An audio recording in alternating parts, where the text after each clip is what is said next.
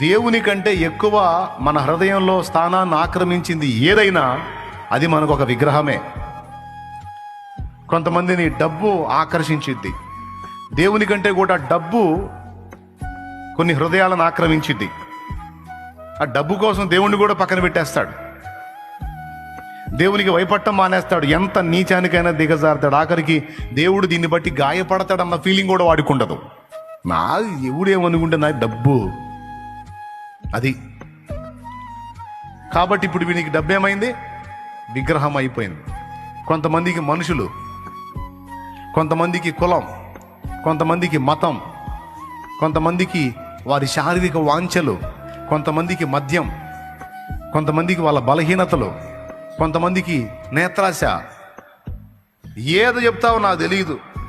దేవుని కంటే ఎక్కువ నువ్వు దేనికి ప్రయారిటీ ఇస్తున్నావో అది నీకు విగ్రహమై కూర్చుంది.